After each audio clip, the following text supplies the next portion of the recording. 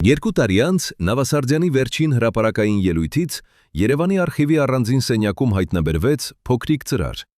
Այն պարունակում էր տասնյակ ձեռագիր նամակներ, որոնք երբեք չէին հասել իրենց հասցեատերերին։ Կնիքները չբացված էին, ստորագրությունները ճանաչելի։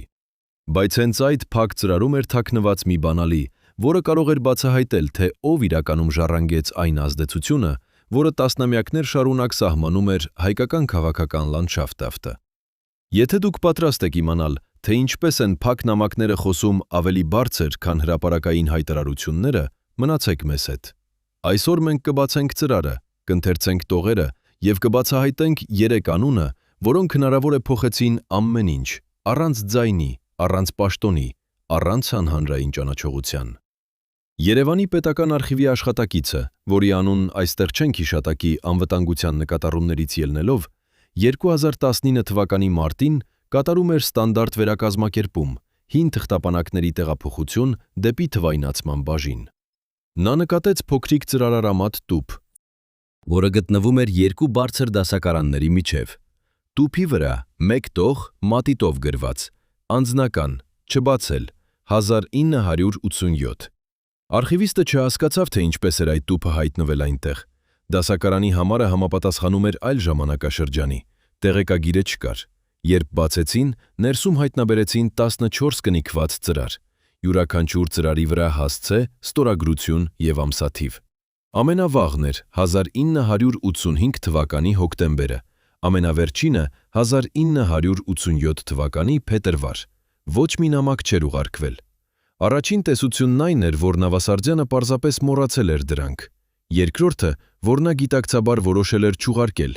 երրորդը, որ ինչ-որ մեկը միջամտել էր։ Բայց երբ արխիվիստները սկսեցին համեմատել ամսաթվերը պատմական իրադարձությունների հետ, հայտնվեց մոդել։ Յուրաքանչյուր նամակ գրվել էր հենց քաղաքական լարվածության կամ ներքին վերափոխումների շրջանում։ Մեկը քիչ առաջ Չեռնոբիլի աղետից, մեկը Գորբաչովի պերեստրոյկա հայտարարությունից հետո, մեկը նախքան մի խոշոր կադրային վերանորոգումը Երևանում։ Սա այլևս պարզ մոռացում չէր։ Առաջին նամակը հասցեագրված էր Հովհաննես Ղազարյանին, ում անունը այսօր գրեթե չի հիշատակվում, սակայն 80-ականներին նա եղել է մի առանցքային կապ դեպի Մոսկվա։ Նամակում Նավասարդյանը գրում է. «Հովհաննես ջան, քո հարցը ստացել եմ։ Այո, կարծում եմ, որ Արմենը կարող է այն դերը ստանձնել, եթե միայն նա պատրաստ է չներգրավվել առաջին շարքում։ Քո խնդրանքով կասեմ, որ երկուսն էլ լավ տեղյակ են, սակայն միայն մեկն է հասկանում, թե ինչ է խավադաշտը իրականում։ Արմենը ով է, երկուսն ում են նկատի, խավադաշտն»։ Արխիվիստները փորձեցին հասկանալ, բայց Նավասարդյանի հասցեագրման ոճը միշտ եղել է խորհրդավոր։ Նա երբեք անուններ չէր թողնում հարթ տեքստում, միշտ օգտագործում էր մականուններ, պարզեցված անվանումներ կամ փոխաբերական նկարագրություններ։ Բայց երբ համադրեցին այդ ամսաթվերը և անունները կադրային քարտերի հետ, հայտնվեցին 3 անուն, որոնք կրկնվում էին 6 նամակում։ 3 մարդ, ովքեր այդ տարիներին չէին զբաղեցնում գերագույն պաշտոններ, սակայն ում մասին Նավասարդյանը գրում էր այնպես, կարծես նրանց ձեռքում էր առանցքային որոշումների ազդեցությունը։ Առաջին անունը Արմեն։ Եթե համադրել ամսաթվերը, պարզվում է, որ դա Արմեն Սարգսյանն է, ով այդ տարիներին աշխատում էր պետական պլանավորման կոմիտեում, որպես վերլուծական խմբի ղեկավար։ Պաշտոնը չէր հնչում իշխանական, բայց եթե ուշադիր կարդալ Նավասարդյանի նամակները, հասկանում ես, որ Սարգսյանի խումբն էր, որը նախապատրաստում էր բոլոր հիմնարար տնտեսական անցուդությունները։ Յուրաքանչյուր քայլ, յուրաքանչյուր բյուքանչուր բյուջե, յուրաքանչյուր կադրային առաջարկություն անցնում էր Սարգսյանի խմբի միջով։ Նավասարդյանը գրում է. «Արմենը հասկանում է թվերը ավելի խորը, քան կառավարիչները։ Եթե մենք ցանկանում ենք հիմնական սցենարը պահպանել, պետք է հենց նա լինի մեր առաջին հղումակետը»։ Սարգսյանը երբեք չէր դարձել նախարար։ Նա չէր ելույթներ ունեցել հեռուստատեսությամբ, նրա անունը չէր հնչում հանրային քննարկումներում, բայց ներսում նա կառուցում էր ընթացակարգերը։ Երկրորդ անունը հիշատակվում է 20 տարի անց հրապարակված հուշագրություններում միայն։ Վարդան Մարտիրոսյան։ Նրա պաշտոնն էր կուսակցական հրատարակչախորհրդի անդամը, որտեղ նա վերահսկում էր բոլոր տպագրական նյութերը։ Թվում էր անտեսանելի, բայց եթե կարդաս Նավասարդյանի նամակներից մեկը, Վարդանի միջոցով մենք կարող ենք կարգավորել հենց այն հաղորդագրությունը, որ կընկալվի հանրության կողմից։ Նա ճիշտ է գիտում, թե ինչպես փոխել լեզվի տոնալությունը առանց բովանդակությունը փոխելու։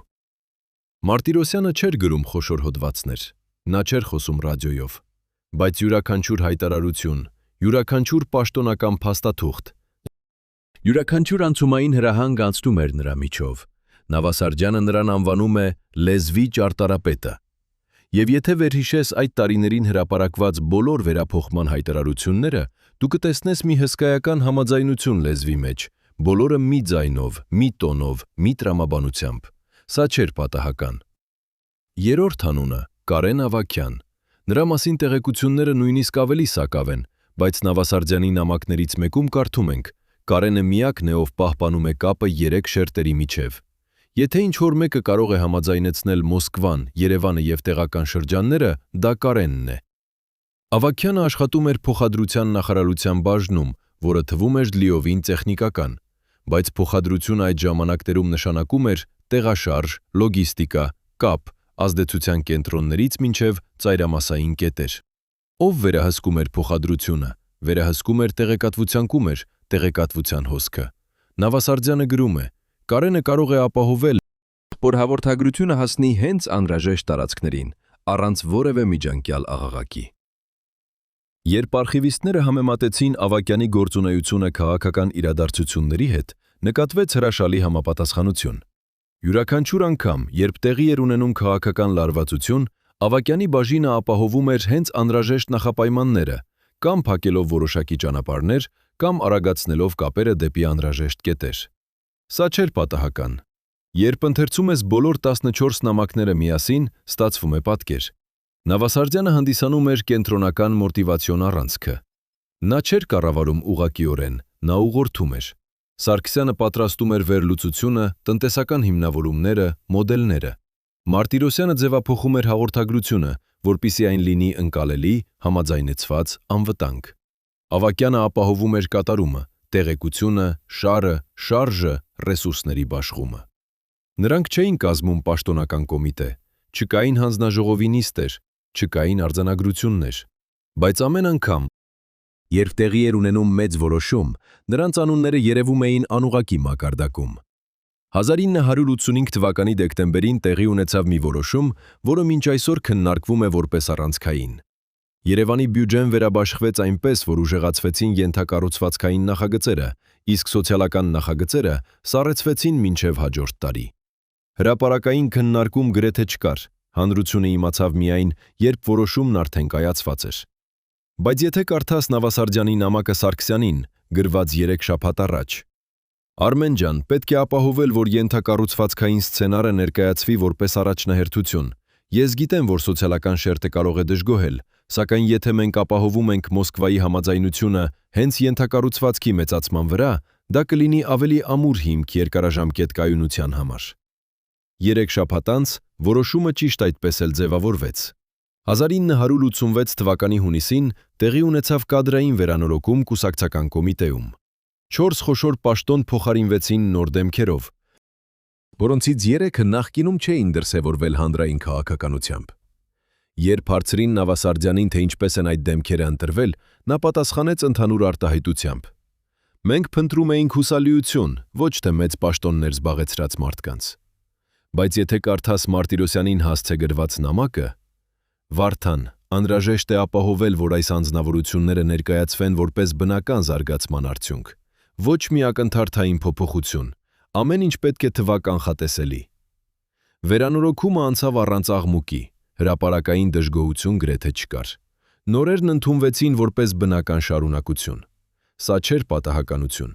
1987 թվականի փետրվարին տեղի ունեցավ վերջին մեծ որոշումը, որի մասին Նավասարդյանը գրում է Ավագյանին. Կարեն, անհրաժեշտ է ապահովել, որ հաջորդ 2 ամսվա ընթացքում ոչ մի տեղեկատվական խափանում չլինի դեպի Գյումրի և Վանաձոր։ Մենք պետք է պահպանենք կապը։ 2 ամիս անց տեղի ունեցավ հենց այն քաղաքական փոփոխությունը,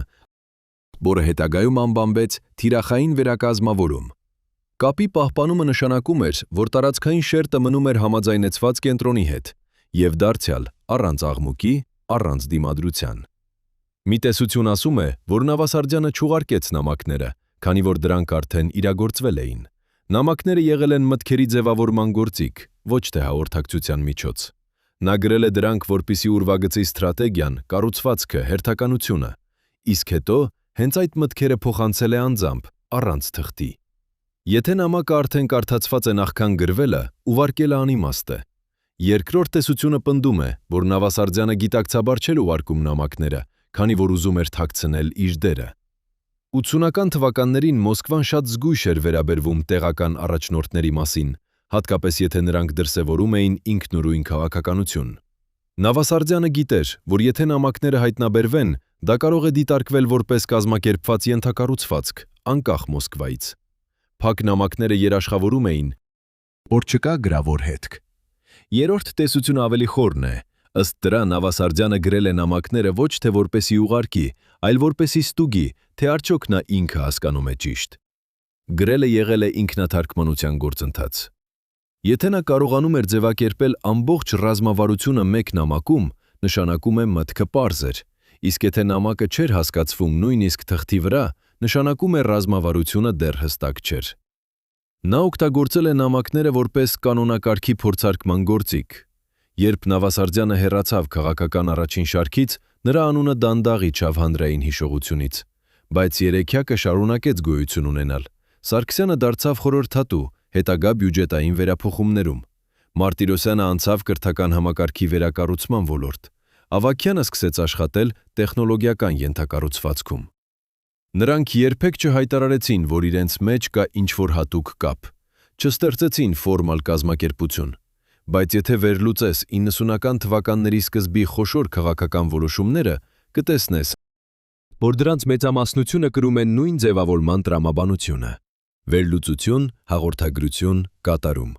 Այդ տրամաբանությունը դարձավ անհայտ ստանդարտ։ Մոսկվան չէր պահանջում հենց այդ մեթոդը, սակայն նկատեց, որ Երևանից եկող առաջարկները միշտ հստակ էին կառուցված, թվային հիմնավորում, լեզվական համաձայնություն և կատարման պարզություն։ Հետագայում այլ տարածքներում սկսեցին կրկնօրինակել այդ մոդելը, առանց հասկանալու, թե ում մտքից էր դուրս եկել։ Այսօր, երբ մենք խոսում ենք քաղաքական որոշումների մասին, հաճախ կենտրոնանում ենք հանրային դեմքերի վրա՝ առաջնորդները, նախարարները, հայտարարությունները։ Բայց Նավասարդյանի նամակները ցույց են տալիս մեկ այլ իրականություն։ Ամենաազդեցիկ մարդիկ հաճախ չեն լինում հանրային արենայում։ Նրանք լինում են վերլուծության սենյակում, խմբագրության սեղանի մոտ կամ լոգիստիկայի համակարգչի առջև։ Նավասարդյանը հասկացել էր, որ իշխանությունը չէ միայն պաշտոնը, իշխանությունը կառուցվածքն է, տեղեկության, մեկնաբանության և կատարման համակցումը։ Նամակներից երկուսը մնացին ամբողջովին թարգմանելի։ Դրանք պարունակում են անուններ, որոնք մենք չկարողացանք բացահայտել նույնիսկ տասնամյակներ անց։ Եթե Նավասարդյանը գիտակցաբար թողել է այդ խորհուրդը, դա նշանակում է, որ նա ուզում էր պահպանել մի բանալի, որը կկարդա միայն նա, ով կարող է իսկապես հասկանալ։ Կամ թերևս արխիվում կա ևս մեկ ծրար, որը դեռ չենք հայտնաբերել։ Եթե փակ նամակները իսկապես ձևավորել են Նավասարդյանի ժառանգության վերաբաշխումը, ապա հարցը մնում է անպատասխան։ Արդյոք Սարգսյանը, Մարտիրոսյանը և Ավագյանը գիտեին իրենց դերի մասին, թե նրանք պարզապես կատարում էին առաջադրանքները, առանց տեսնելու ամբողջ պատկերը։ Եթե նրանք գիտեին, ապա դա նշանակում է, որ Նավասարդյանը կառուցել էր մի ծածկագիր կառավարման համակարգ։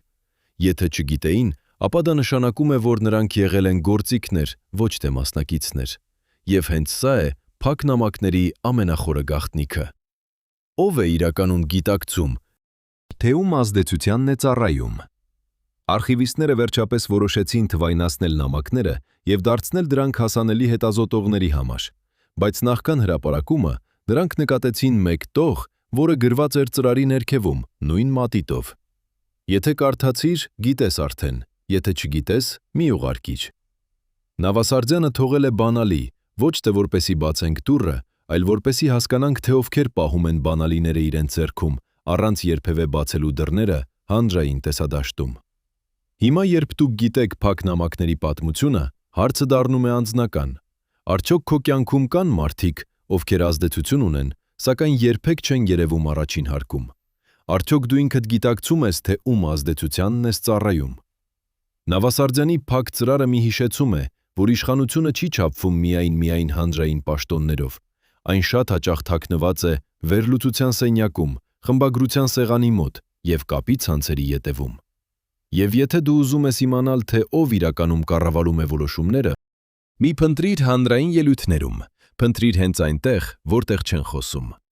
Երբ արխիվիստները շարունակեցին ուսումնասիրել փակ նամակների շերտերը, նրանք հայտնաբերեցին ևս մի առանձնահատկություն, որը նախկինում անտեսված էր մնացել։ Յուրաքանչյուր նամակի թղթի ետևում կային փոքրիկ նշումներ, գրված տարբեր մատիտներով, տարբեր ամսաթվերով։ Սրանք չէին լինում հասցեատերերի նշումները, սրանք Նավասարդյանի անձնական նշումներն էին, գրված հետագայում, հավանաբար երբ նա վերընթերցում էր արդեն գրված նամակները։ Մեկ նշում կարդաց այսպես. «Այս մտքը հասավ նպատակին առանց նամակի, արդյունքը գերազանցեց սպասելիքը»։ Մեկ այլ նշումում. «Սխալ էի, Արմենը դիմադրեց անսպասելի տեղում, պետք էր ավելի վաղ քննարկել»։ Այս նշումներն ապացուցում էին, որ Նավասարդյանը վերադառնում էր դեպի նամակները ոչ թե որպես ուշագրության մաս, այլ որպես դասերի գրքույկ։ Յուրաքանչյուր նամակ դառնում էր դաս, այն մասին, թե ինչն աշխատեց և ինչը ոչ։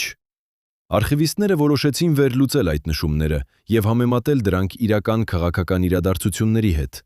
Այդ, ինչ նրանք հայտնաբերեցին, ավելի էր նման խաղաքարտի հավաքածուի։ Միջին հաշվով յուրաքանչյուր նամակում կային 3 մակարդակի մտածողություն։ Առաջին մակարդակը հենց նամակի բովանդակությունը, որը հասցեագրված էր կոնկրետ անձին։ Երկրորդ մակարդակը թաքնված հաղորդագրություն, որը կարդացվում էր միայն, եթե գիտեիր համատեքստը։ Երրորդ մակարդակը անձնական նշումները, որոնք ներկայացնում էին Նավասարդյանի իսկական գնահատականը։ Եվ ամենահետաքրքիրը, երբ համադրեցին բոլոր 3 մակարդակները, երևաց մի պատկեր, որը խոսում էր ոչ թե անհատական որոշումների մասին, այլ ամբողջ համակարգի մասին, որը Նավասարդյանը փորձում էր կառուցել։ Այդ համակարգը հիմնված էր 3 սկզբունքների վրա։ Առաջին սկզբունքը՝ անտեսանելիություն։ Նավասարդյանը հավատում էր, որ ամենաարդյունավետ ազդեցությունը լինում է այն, որի մասին չեն խոսում։ Հրապարակային անձինք միշտ դառնում են թիրախ քննադատության, քաղաքական հարձակումների կամ մրցակցության։ Բայց մարդիկ, ովքեր աշխատում են ներսում, վերլուծության սենյակներում, խմբագրության սեղանների մոտ, կապի ցանցերի վրա, նրանք մնում են անհասանելի։ Երկրորդ սկզբունքը՝ համապատասխանություն։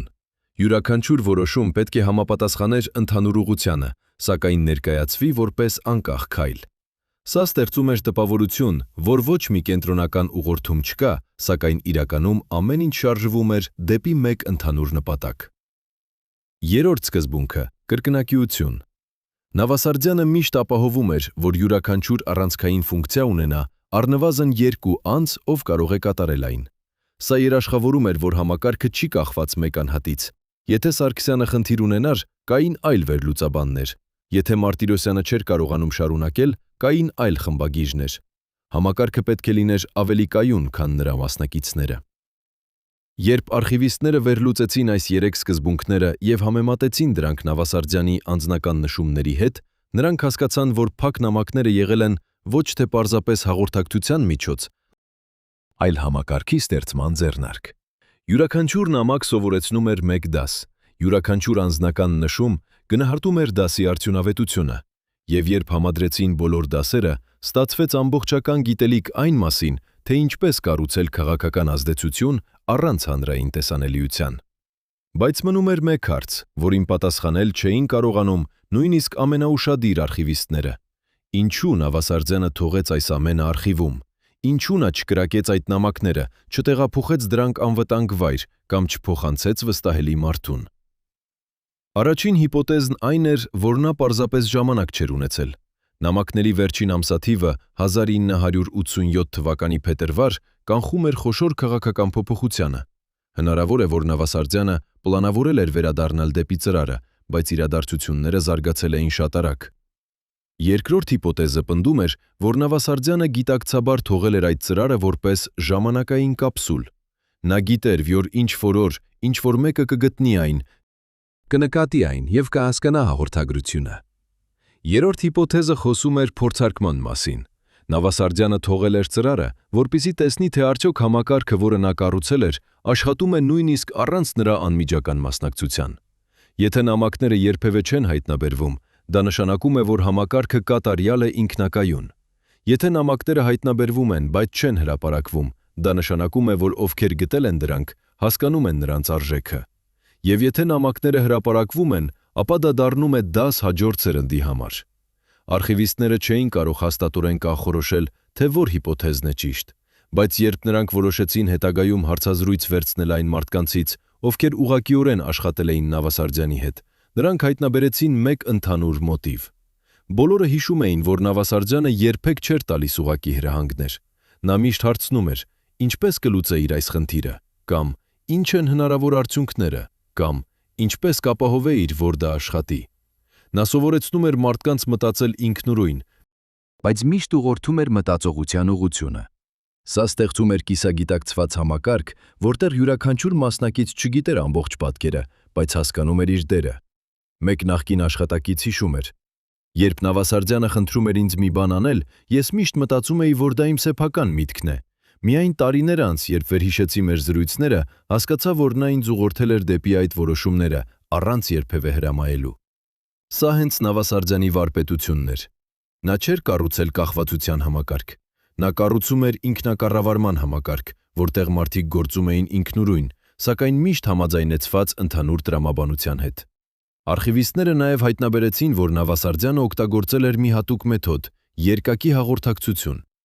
Երբ նա խոսում էր մեկի հետ, նա միշտ նկատի ուներ, որ այդ հաղորդագրությունը կարող է փոխանցվել ևս մեկ անձի։ Սա նշանակում էր, որ յուրաքանչյուր զրույց ուներ երկու մակարդակ՝ ուղղակի հաղորդագրություն անդրադարձող անձին և անուղղակի հաղորդագրություն նրան, ով կլսի այդ մասին։ Օրինակ, երբ Նավասարդյանը խոսում էր Սարգսյանի հետ տնտեսական մոդելի մասին, նա միշտ ասում էր. երբ Վարդանը կլսի այս մասին, նա կհասկանա, թե ինչպես պետք է ներկայացվի այն հանրությանը։ Սա պարզապես նշանակում էր, որ Սարգսյանը պետք է փոխանցեր տեղեկությունը Մարտիրոսյանին, բայց այն ձևակերպված էր ոչ թե որպես հրահանգ, այլ որպես կանխատեսում։ Կամ երբ նա խոսում էր Մարտիրոսյանի հետ հաղորդագրության մասին, նա ասում էր. Կարենը կապահովի, որ այս հասնի ճիշտ տեղերին։ Դարձյալ ոչ հրահանգ, այլ վստահություն այն մասին, որ Ավագյանը կիմանա իր դերը։ Այս երկակի հաղորդակցությունը թյունը ստեղծում էր մի ցանց, որտեղ յուրաքանչյուր հանգույց կապված էր մյուսների հետ, բայց ոչ մեկը չէր տեսնում ամբողջ ցանցը։ Արխիվում հայտնաբերվեց նաև մի փոքրիկ նոթատետր, որը գտնվում էր ծրարի կողքին։ Այն պարունակում էր նկարագրություններ այն մասին, թե ինչպես են զարգանում տարբեր կադրեր։ Յուրաքանչյուր անձի համար Նավասարդյանը գրել էր 3 կատեգորիա՝ ուժեղ կողմեր, թույլ կողմեր և զարգացման պոտենցիալ։ Սարգսյանի մասին նա գրել էր. ուժեղ վերլուծական մտածողություն, կարողանում է տեսնել երկարաժամկետ հետևանքները։ Թույլ, չի սիրում հանրային ներկայացումը, դժվարանում է պաշտպանել իր տեսակետը թշնամական լսարանի առջև։ Պոտենցիալ, կարող է դառնալ ստրատեգիական խորհրդատու, եթե ապահովված է պաշտպանված միջավայր։ Մարտիրոսյանի մասին. ուժեղ լեզվական զգացողություն, կարողանում է ձևափոխել ցանկացած հաղորդագրություն համապատասխան տոնով։ Թույլ, չունի սեփական տեսլական, միշտ սպասում է հիմնական ուղղության։ Պոտենցիալ, կարող է դառնալ հիմնական խմբագիր, եթե հստակ սահմանված է ռազմավարությունը։ Ավագյանի մասին. ուժեղ կազմակերպչական կարողություններ, հասկանում է տեղեկատվական հոսքերի տրամաբանությունը։ Թույլ, դժվարանում է աշխատել առանց հստակ ստրուկտուրայի։ Պոտենցիալ, կարող է ստեղծել և վերահսկել մեծ տեղեկատվական ցանցեր, եթե ապահովված է հստակ իրավասությունների շրջանակ։ Այս նկարագրությունները ցույց էին տալիս, որ Նավասարդյանը չէր պարզապես օգտագործում մարդկանց, նա զարգացնում էր նրանց, նա հասկանում էր նրանց ուժեղ կողմերը և ստեղծում էր պայմաններ, որտեղ այդ ուժեղ կողմերը կդառնային առավելագույն արդյունավետ։ Միևնույն ժամանակ, նա հասկանում էր նրանց թույլ կողմերը և ստեղծում էր պաշտպանություն, որտեղ այդ թույլ կողմերը չեն խանգարի։ Նոթատետրի վերջում Նավասարդյանը գրել էր մի ընդհանուր եզրակացություն. Համակարգը պետք է կառուցված լինի մարդկանց ուժեղ կողմերի վրա, ոչ թե նրանց թույլությունների չնայած։ Յուրաքանչյուր անձ պետք է զգա, որ նա անփոխարինելի է, բայց միևնույն ժամանակ հասկանա, որ համակարգն ավելի մեծ է, քան ցանկացած անհատ։ Սա հենց այն փիլիսոփայությունն էր, որը թույլ տվեց Նավասարդյանին ստեղծել այնպիսի համակարգ, որը շարունակեց գործել նույնիսկ այն ժամանակ, երբ նա ինքը հեռացավ քաղաքական առաջին շարքից։ Արխիվիստները նաև կատարեցին համեմատական վերլուծություն, համադրելով Նավասարդյանի մեթոդները այլ քաղաքական առաջնորդների հետ նույն ժամանակաշրջանում։ Նրանք հայտնաբերեցին հետաքրքիր տարբերություն։ Մեծամասնություն քաղաքական առաջնորդներ կենտրոնացած էին անձնական իշխանության ամրապնդման վրա։ Նրանք ստեղծում էին վստահելի մարդկանց շրջան, ովքեր անմիջականորեն կախված էին իրենցից։ Եթե առաջնորդը հեռանում էր, ամբողջ համակարգը փլվում էր։ Նավասարդյանը աշխատում էր հակառակ տրամաբանությամբ։ Նա կառուցում էր համակարգ, որը պետք է գործեր անկախ նրանից։ Նրա նպատակը չէր անձնական իշխանությունը, այլ քաղաքականության կայունությունը։ Սա բացատրում է, թե ինչու Սարգսյանը, Մարտիրոսյանը եւ Ավագյանը շարունակեցին աշխատել նույնիսկ երբ Նավասարդյանը այլևս չէր ակտիվ քաղաքական դերակատարում։ Նրանք չէին աշխատում Նավասարդյանի համար, նրանք աշխատում էին հենց այն համակարգի համար, որը Նավասարդյանը կառուցել էր եւ որին նրանք ինքնաբերաբար համակարգվել էին։ Եվ սա բերում է մեզ դեպի ամենակարևոր հարցը. արդյոք այդ համակարգը դեռ գոյություն ունի։ Արխիվիստները փորձեցին հետևել երեքյակի հետագա ուղղությանը 90-ական եւ 2000-ական թվականներում։ Նրանք հայտնաբերեցին, որ թեև Սարգսյանը, Մարտիրոսյանը եւ Ավագյանը այլևս չէին աշխատում նույն ուղղակի համագործակցության մեջ, նրանցից յուրաքանչյուրը ստեղծել էր իր սեփական ցանցը, հիմնված նույն սկզբունքների վրա։ Սարգսյանի նախկին վերլուծական խումբը դարձավ խորհրդատվական ընկերություն, որը հետագայում խորհրդատվություն էր տալիս տարբեր պետական կառույցների։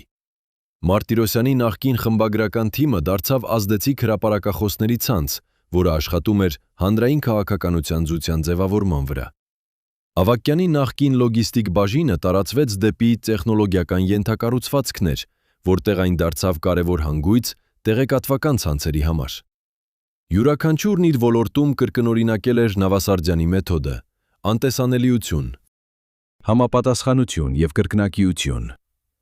Արխիվիստները նաև հայտնաբերեցին, որ երեքյակը երբեմն դեռ հանդիպում էր, ոչ պաշտոնական հանդիպումներ, որտեղ նրանք քննարկում էին ընթացիկ իրադարձությունները։ Այդ հանդիպումներում նրանք չէին որոշում քաղաքականություն, նրանք պարզապես կիսում էին վերլուծություններ եւ առաջարկում հնարավոր սցենարներ։ Բայց այդ սցենարները հաճախ դառնում էին իրականություն, ոչ թե որովհետև երեքյակը ուներ իշխանություն դրանք իրագործելու, այլ որովհետև դրանք հիմնված էին հստակ տրամաբանության վրա, որը համապատասխանում էր այն պահանջներին, որոնք գործող քաղաքական հաստատությունները ինքնաբերաբար հետևում էին։ Սա էր Նավասարդյանի համակարգի իսկական գերազանցությունը։ Այն չէր պահանջում անձնական իշխանություն, այն աշխատում էր տրամաբանության մակարդակում։ Եթե տրամաբանությունը ճիշտ էր, համակարգը ընդունում էր այն։ Եթե տրամաբանությունը սխալ էր, համակարգը մերժում էր այն։ Արխիվիստները եզրակացրին իրենց հետազոտությունը մի վերջնական զեկուցմամբ, որը ներկայացվեց Պետական արխիվի խորհրդին։ Այդ զեկուցմում նրանք գրեցին. Նավասարդյանի փակ նամակները ներկայացնում են ոչ թե անհատական հաղորդակցություն, այլ համակարգի կառուցման ձեռնարկ։ Յուրաքանչյուր նամակ սովորեցնում է մեկ դաս այն մասին, թե ինչպես ազդեցություն ունենալ առանց հանրային տեսանելիության։ Անձնական նշումները ցույց են տալիս, որ Նավասարդյանը օգտագործել է այդ նամակները որպես ինքնավերլուծության գործիք։ Երեքյակը, Սարգսյանը, Մարտիրոսյանը եւ Ավագյանը ներկայացնում են ոչ թե պարզապես նրա թիմը, այլ համակարգի առանցքային հանգույցները, որոնք շարունակեցին գործել նույնիսկ երբ Նավասարդյանը հեռացավ։ Եվ այդ համակարգի տարրերը դեռ գոյություն ունեն այսօր, վերափոխված, բայց հետևելով նույն հիմնարար սկզբունքներին։ Զեկուցումը ավարտվեց մի հարցով. արդյոք մենք պետք է հրապարակենք այս նամակները լիովին, թե պահպանենք դրանք որպես փակ արխիվ ուսումնասիրողների համար։ Քննարկումը տևեց մի քանի ամիս։ Մեկ կողմը պնդում էր, որ պատմական ճշմարտությունը պահանջում է լիակատար թափանցիկություն, մյուս կողմը պնդում էր, որ նամակները պարունակում են տեղեկություններ, որոնք կարող են վնասել դեռ կենդանի մարդկանց։ Վերջապես հասան փողզիջման։ Նամակները կթվայնացվեն, բայց հրապարակվելու են 10 տարի անց, 2029 թվականին։ Այդ ժամանակ գրեթե բոլոր անունները, որոնք հիշատակված են նամակներում, կամ այլևս կլինեն հեռացած քաղաքականությունից, կամ դարձել են պատմական դեմքեր։ Բայց արխիվիստները ստեղծեցին նաև մի անանուն ամփոփում, որը հրապարակեցին անմիջապես։ Այն պարունակում էր բոլոր հիմնական դասերը, որոնք Նավասարդյանը թողել էր իր նամակներում, բայց առանց կոնկրետ անունների, ամսաթվերի կամ իրադարձությունների։ Այդ ամփոփումը դարձավ ուսումնասիրության առարկա քաղաքագիտության ֆակուլտետներում։ Ուսանողները վերլուծում էին Նավասարդյանի մեթոդները եւ համեմատում դրանք այլ քաղաքական մոդելների հետ, եւ դանդաղ, բայց անխուսափելիորեն Նավասարդյանի սկզբունքները դարձան ուսուցման մաս հաջորդ սերնդի համար, ոչ որպես գաղտնիք, այլ որպես լեգիտիմ քաղաքական գործիքակազմի մի մաս։ Այժմ, երբ հասկանում ենք փակ նամակների իսկական նշանակությունը, պարզ է դառնում, որ Նավասարդյանը թողել է ոչ թե գաղտնիք, այլ ժառանգություն։ Նա ցույց տվեց, որ քաղաքական ազդեցությունը չի պահանջում հանրային ճանաչողություն, այն պահանջում է հստակ տրամաբանություն, համակարգված մտածողություն և կայուն համագործակցություն։ Եվ եթե դու վերհիշես այն հարցը, որով սկսեցինք այս պատմությունը, ով ժառանգեց Նավասարդյանի ազդեցությունը, պատասխանն այժմ պարզ է, ոչ մեկ անհատ, այլ ամբողջ համակարգ, որը նա կառուցեց, որն այժմ ապրում է իր սեփական կյանքով, շարունակում է զարգանալ և ազդել այն մարդկանց վրա, ովքեր նույնիսկ չգիտեն Նավասարդյանի անունը։ Սա հավերժական դասն է, ամենամեծ ժառանգությունը ստեղծվում է ոչ թե երբ դու դառնում ես անփոխարինելի, այլ երբ դու կառուցում ես ինչ-որ բան, որը կարող է գոյություն ունենալ առանց քեզ։ Երբ արխիվիստները ավարտեցին իրենց աշխատանքը փակ նամակների վրա, նրանց մեկը, ավելի երիտասարդ հետազոտող, որի անունը Հայկ Առաքելյան էր, որոշեց անձամբ հետևել երեքյակի ցանցին և հասկանալ, թե ինչպես է այն աշխատում 2019 թվականին, 32 տարի անց վերջին նամակից։ Առաքելյանը սկսեց հարցազրույցներ վերցնել նախկին աշխատակիցներից, գործընկերներից և նույնիսկ ընտանիքի անդամներից։ Նա չէր բացահայտում արխիվի հայտնագործությունը, այլ պարզապես հետաքրքրվում, ինչպում էր ինչպես էին կազմակերպված վերլուծական խմբերը, խմբագրական թիմերը և լոգիստիկ համակարգերը այդ տարիներին։ Այն, ինչ նա հայտնաբերեց, ավելի էր նման պատմական հետաքննության, քան սովորական ակադեմիական հետազոտության։ Առաքելյանը հայտնաբերեց, որ Սարգսյանը իր վերլուծական խումբը դարձրել էր ինքնակազմակերպվող համակարգի։ Յուրաքանչյուր նոր անդամ ստանում էր ոչ թե ուղղակի հրահանգներ, այլ ուսուցում հարցեր տալու արվեստի մասին։ Նրանց սովորեցնում էին հարցնել. ինչ է տվյալների ետևում, ինչ է բաց թողնված, որոնք են թաքնված վարկածները։ Սա ստեղծել էր մի մշակույթ, որտեղ վերլուծությունը չէր դառնում պարզապես թվերի հավաքածու, այլ դառնում էր թաքնված նախադրյալների բացահայտում։ Եվ այդ թաքնված նախադրյալները հաճախ ավելի կարևոր էին, քան հենց տվյալները։ Մարտիրոսյանի խմբագրական թիմը էլ ավելի հետաքրքիր էր։ Առաքելյանը հայտնաբերեց, որ այնտեղ գոյություն ուներ մի անկիր կանոն՝ 3 տոների քննություն։ Յուրաքանչյուր կարևոր հաղորդագրություն պետք է գրվեր 3 տարբեր տոններով՝ պաշտոնական, կիսապաշտոնական և անձնական։ Ապա թիմը համեմատում էր 3 տարբերակները և ընտրում այն, որը ամենահարմար էր կոնկրետ լսարանի համար։ Սա ապահովում էր, որ յուրաքանչյուր հաղորդագրություն ճիշտ էր ընկալվում իր նպատակային լսարանի կողմից։ Պաշտոնական լսարանը ստանում էր պաշտոնական տարբերակը, հանրային լսարանը ստանում էր կիսապաշտոնական տարբերակը, ներքին շրջանակը ստանում էր անձնական տարբերակը։ Բայց ամենահետաքրքիրը Ավագյանի ցանցն էր։ Առաքելյանը հայտնաբերեց, որ Ավագյանը ստեղծել էր մի անտեսանելի տեղեկատվական մետրո։ Սա չէր լինում ֆորմալ հաղորդակցության ցանց, սա էր մի համակարգ, որտեղ տեղեկությունը հոսում էր միշտ ճիշտ ուղղությամբ, առանց պաշտոնական հաղորդագրությունների։ Օրինակ, եթե մի բաժնում լսվում էր, որ կա խնդիր մեկ այլ բաժնում, տեղեկությունը ավտոմատ հասնում էր Ավագյանի մարդկանց մոտ, նրանք չէին միջամտում անմիջապես, նրանք պարզապես ապահովում էին, որ երկու բաժինները կապվեն միմյանց հետ առանց պաշտոնական միջնորդների։ Սա ստեղծել էր մի ինքնակարգավորվող համակարգ, որտեղ խնդիրները լուծվում էին նախքան դառնալ ճգնաժամեր։ Առաքելյանը նաև հայտնաբերեց, որ երեքյակի ազդեցությունը տարածվել էր դեպի հաջորդ սերունդը նրանց աշակերտների միջոցով։ Սարգսյանի նախկին վերլուծաբանները զդարձել էին խորհրդատուներ տարբեր պետական կառույցներում։ Մարտիրոսյանի նախկին խմբագիրները դարձել էին հանրային քաղաքականության մասնագետներ։ Ավագյանի նախկին համակարգողները դարձել էին տեղեկատվական ենթակառուցվածքների ղեկավարներ։ Եվ յուրաքանչյուրը փոխանցել էր իր աշակերտներին ոչ թե պարզապես տեխնիկական հմտություններ, այլ ամբողջ մտածողության համակարգ։ Առաքելյանը հասկացավ, որ Նավասարդյանի համակարգը չէր լինում պարզապես քաղաքական գործիք, այն դարձել էր մշակութային ժառանգություն։ Երբ Առաքելյանը ավարտեց իր հարցազրույցները, նա գրեց մի երկարաձիգ հոդված, որը հրապարակվեց Քաղաքական մշակույթի պատմություն ամսագրում։ Այդ հոդվածում նա եզրակացրեց. Նավասարդյանը չստեղծեց իշխանության կառույց, նա ստեղծեց մտածողության ոճ, եւ այդ մտածողության ոճը դարձավ այնքան բնական, որ մարդիկ օգտագործում էին այն առանց գիտակցելու դրա ծագումը։ Սա հավերժական ժառանգությունն է, երբ քո մտքերը դառնում են այնքան ինտեգրված հասարակության մեջ, որ նրանք այլևս չեն պատկանում քեզ, նրանք պատկանում են բոլորին։ Հոդվածը առաջացրեց քննարկումներ։ Մի խումբ քննադատներ պնդում էր, որ Առաքելյանը կույր փառաբանում է Նավասարդյանին։ Մեկ այլ խումբ պնդում էր, որ նա չի հասկանում իշխանության իրական մեխանիզմները։ Բայց Առաքելյանը չպատասխանեց քննադատներին։ Նա պարզապես շարունակեց իր հետազոտությունը, փնտրելով նոր հետքեր, նոր կապեր, նոր հասկացություններ այն մասին, թե ինչպես է աշխատում անտեսանելի ազդեցությունը։ Մի քանի տարի անց, երբ 2029 թվականին արխիվը վերջապես հրապարակեց լրիվ նամակները, Առաքելյանն արդեն էր դարձել ճանաչված մասնագետ քաղաքական ժառանգության ոլորտում։ Նա էր այն մարդը, ում հրավիրում էին բոլոր հիմնական կոնֆերանսներին Նավասարդյանի ժառանգության քննարկելու համար։ Բայց յուրաքանչյուր անգամ, երբ նրան հարցնում էին, ինչ էր Նավասարդյանի ամենամեծ ներդրումը, Առաքելյանը պատասխանում էր նույն ձևով. Նավասարդյանը ցույց տվեց, որ քաղաքականությունը հնարավոր է անել անտեսանելի ձևով, ոչ թե թաքցնելով այն, այլ ինտեգրելով այն այնպիսի բնական համակարգերի մեջ, որ մարդիկ սկսում են մտածել, որ դա միշտ այդպես է եղել։ Սա չէ խաբեբայություն, սա հմտություն է ստեղծել համաձայնություն առանց պարտադրանքի։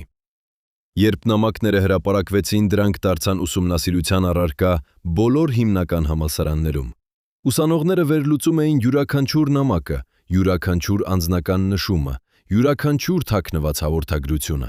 Բայց ամենահետաքրքիրը այն էր, որ նամակների հրապարակումը չբացահայտեց ոչ մի սկանդալ, ոչ մի թաքնված կոռուպցիա, ոչ մի անբարոյական գործողություն։ Նամակները ցույց էին տալիս մի մարդու, ով փորձում էր ստեղծել արդյունավետ համակարգ, հիմնված տրամաբարության, համագործակցության և երկարաժամկետ մտածողության վրա։ Սա հանեց հողը քննադատների տակից, ովքեր սպասում էին հայտնաբերել մութ գաղտնիքներ։ Փոխարենը նամակները դարձան ոգեշնչման աղբյուր նոր սերնդի քաղաքական մտածողների համար։ Երկրորդ կարևոր հայտնագործությունը եղավ նամակների ազդեցությունը այն մարդկանց վրա, ովքեր հիշատակված էին դրանցում։ Սարգսյանը, ով այդ ժամանակ արդեն թոշակի էր գնացել, տվեց մի հազվագյուտ հարցազրույց, որտև ասաց. «Ես չգիտեի, որ Նավասարդյանը գրել էր այդ նամակները, բայց երբ կարդացի դրանք, ես հասկացա, որ նա տեսնում էր ինձ ավելի հստակ, քան ես ինքս տեսնում էի ինձ։ Նա հասկացավ իմ ուժեղ կողմերը և իմ ուժեղ կողմերը և ստեղծեց այն միջավայրը, որտեղ ես կարող էի լինել ամենաարդյունավետը։ Եվ ավելի կարևորը, նա ինձ սովորեցրեց, թե ինչպես անեմ այդը մյուսների համար»։ Մարտիրոսյանը, ով այդ ժամանակ աշխատում էր կրթական համակարգում, ասաց. «Երբ կարդացի նամակները, ես առաջին անգամ հասկացա, թե ինչ էր Նավասարդյանը փորձում անել։ Նա չէր պարզապես կազմակերպում մեզ, նա մեզ սովորեցնում էր, թե ինչպես մտածել համակարգերի մասին, և այդ հմտությունը ավելի արժեքավոր էր, քան ցանկացած կոնկրետ գործընթաց»։ Ավագյանը հրաժարվեց մեկնաբանել, բայց նրա նախկին գործընկերները հիշեցին, որ նա մի անգամ ասել էր. Նավասարդյանը հասկանում էր, որ տեղեկատվական ցանցերը ոչ թե տեխնիկական հարց են, այլ մշակութային հարց։ Նա ինձ սովորեցրեց, թե ինչպես կառուցել ցանցեր, որոնք ծառայում են մարդկանց, ոչ թե վերահսկում են նրանց։ Այս մեկնաբանություններն ավելի էին խորացնում հասկացությունը Նավասարդյանի մասին։ Նա չէր պարզապես քաղաքական գործիչ, նա էր ուսուցիչ, համակարգիչ արտարապետ և մշակութային ազդեցության ստեղծող։ Առաքելյանը իր վերջին հետազոտության մեջ գրեց. «Երբ մենք խոսում ենք ժառանգության մասին, մենք հաճախ մտածում ենք շինությունների, օրենքների կամ ինստիտուտների մասին։ Բայց Նավասարդյանը թողեց մեկ այլ տեսակի ժառանգություն, մտածողության համակարգ, որը ինտեգրվեց այնքան խորը, որ այն դարձավ անտեսանելի, բայց միշտ ներկա։ Սա հենց այն ժառանգությունն է, որը դառնում է հավերժական, քանի որ այն փոխանցվում է ոչ թե դպրոցներում, այլ գործնական աշխատանքի մեջ, մարդուց մարդու, սերնդից սերունդ»։ Եվ այսպես, 30 տարի անց Նավասարդյանի վերջին նամակից փակ ծրարը բացեց ոչ թե գաղտնիք, այլ ճանապարհ դեպի հասկանալը, թե ինչպես է հնարավոր ազդեցություն ունենալ առանց ուժի, իշխանություն ստեղծել առանց պաշտոնի և ժառանգություն թողնել առանց հուշարձանների։ Նավասարդյանի փակ նամակները դարձան մի առակ, որը սովորեցնում է, որ ամենամեծ ազդեցությունը գալիս է ոչ թե այն մարդկանցից, ովքեր կանգնած են բեմում, այլ այն մարդկանցից, ովքեր կառուցում են բեմը, գրում են սցենարը և ապահովում են, որ ամեն ինչ աշխատի համաձայնեցված, նույնիսկ երբ նրանք ինքնետ չեն հայտնվում բեմում։ Եվ այսօր, երբ մենք նայում ենք հանդային քաղաքական իրադարձություններին, մենք կարող ենք հարցնել ինքներս մեզ. ով է այն անտեսանելի ճարտարապետը, ով կառուցել է այս համակարգը։ Ով է այն անանուն խմբագիրը, ով ձևավորել է այս հաղորդագրությունը։ ով է այն թաքնված համակարգողը, ով ապահովել է, որ ամեն ինչ հասնի ճիշտ վայրերին։ Եվ հավանաբար մենք երբեք չենք իմանա նրանց անունները, բայց մենք կարող ենք տեսնել նրանց աշխատանքի արդյունքը։ Յուրաքանչյուր անգամ, երբ համակարգը աշխատում է հարթորեն, երբ հաղորդագրությունը ընկալվում է ճիշտ, երբ տեղեկությունը հասնում է հենց այնտեղ, որտեղ անհրաժեշտ է։ Սա Նավասարդյանի վերջնական դասն է։ Իսկական ազդեցությունը չի պահանջում ճանաչում, այն պահանջում է միայն արդյունք։ Եվ եթե արդյունքը լավ է, դա բավական է։ Երբ արխիվի խորհուրդը վերջնականապես հաստատեց նամակների հրապարակումը, նրանք նաև որոշեցին կազմակերպել մի հանրային քննարկում, ներկայացնելով հիմնական հայտնագործությունները։ Այդ քննարկմանը հրավիրվեցին պատմաբաններ, քաղաքագետներ, նախկին պետական պաշտոնյաներ և հասարակական գործիչներ։ Քննարկումը տեղի ունեցավ 2029 թվականի նոյեմբերին Երևանի պետական համալսարանի խոշոր դահլիճում։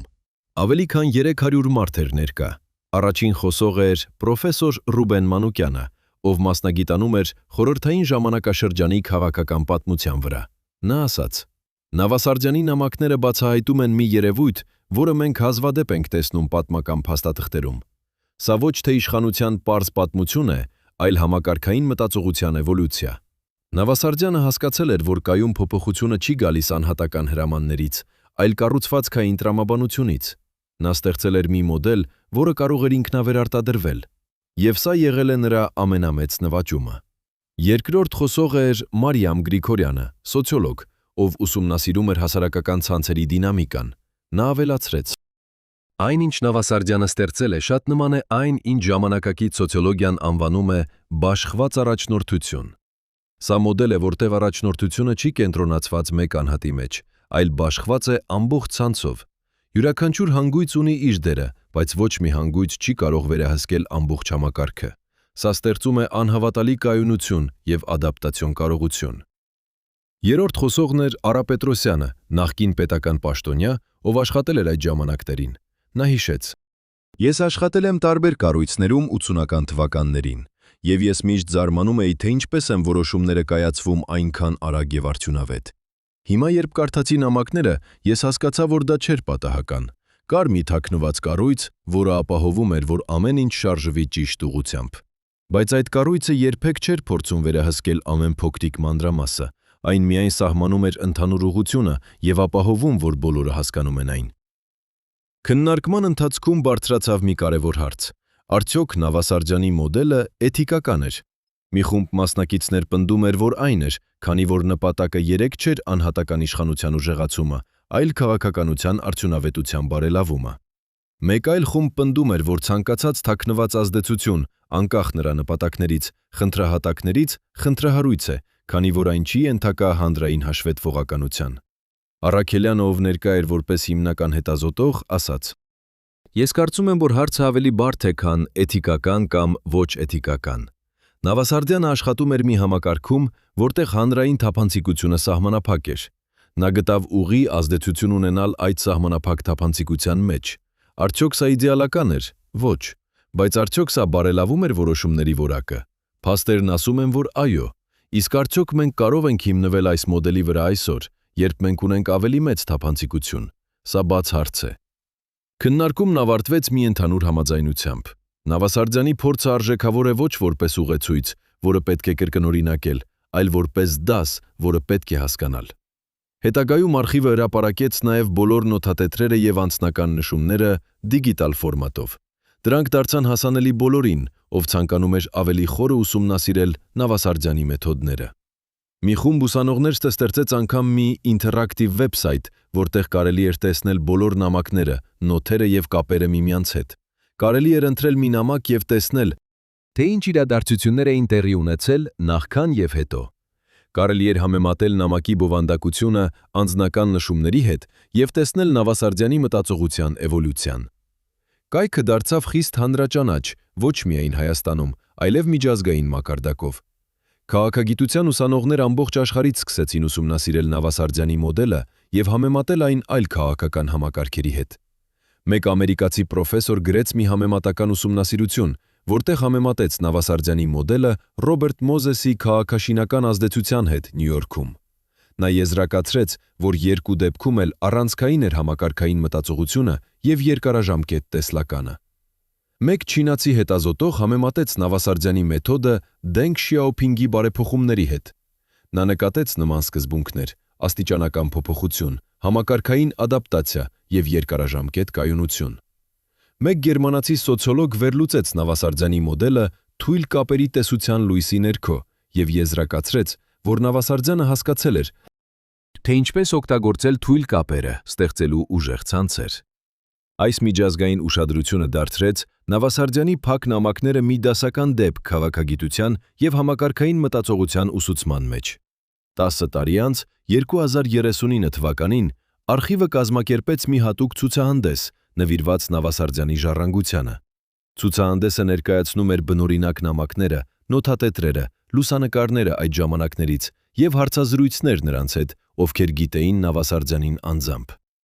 Բայց ամենահետաքրքիրը էր ցուցահանդեսի վերջին բաժինը, որը կոչվում էր «Ժառանգության շարունակությունը»։ Այնտեղ ցուցադրվում էին ժամանակակից օրինակներ, երբ Նավասարդյանի սկզբունքները կիրառվում էին նոր համատեքստերում։ Մի օրինակ էր տեխնոլոգիական ստարտափ, որը կառուցել էր իր կազմակերպչական կառուցվածքը բաշխված առաջնոցյան սկզբունցնորդության սկզբունքի վրա։ Մեկ այլ օրինակ էր հանրային առողջապահության նախագիծ, որը օգտագործել էր երկակի հաղորդակցության մեթոդը, ապահովելու, որ յուրաքանչյուր հաղորդագրություն հասնի ճիշտ լսարանին։ Այս օրինակները ցույց էին տալիս, որ Նավասարդյանի սկզբունքները չէին սահմանափակվում քաղաքականությամբ։ Դրանք կարող էին կիրառվել ցանկացած ոլորտում, որտեղ կարևոր է համակարգային մտածողությունը եւ երկարաժամկետ տեսլականը։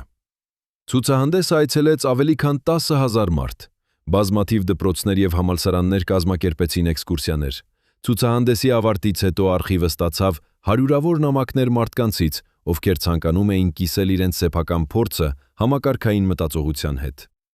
Մի տարեցկին գրեց. «Ես աշխատել եմ կրթական համակարգում 40 տարի, երբ տեսա Նավասարդյանի նամակները, ես հասկացա, որ ես անգիտակցաբար կիրառել եմ նրա սկզբունքները իմ աշխատանքում։ Ես միշտ փորձել եմ ստեղծել համակարգեր, որոնք կարող են գործել անկախ իմից։ Հիմա ես գիտեմ, որ սա չէր միայն իմ ինտուիցիան, սա էր մի տրամաբանություն, որը փոխանցվել է սերնդից սերունդ»։ Մի երիտասարդ ձեռներեց գրեց. «Ես կարդացի Նավասարդյանի նամակները եւ հասկացա, Թե ինչպես կարող եմ կազմակերպել իմ թիմը։ Ես չեմ փորձում վերահսկել ամեն ինչ։ Ես ստեղծում եմ պայմաններ, որտեղ յուրաքանչյուրը կարող է լինել իր լավագույն տարբերակը, եւ այն աշխատում է»։ Մի ուսուցիչ գրեց. «Ես սովորեցնում եմ իմ ուսանողներին համակարգային մտածողության մասին, օգտագործելով Նավասարդյանի նամակները որպես դեպքի ուսումնասիրություն։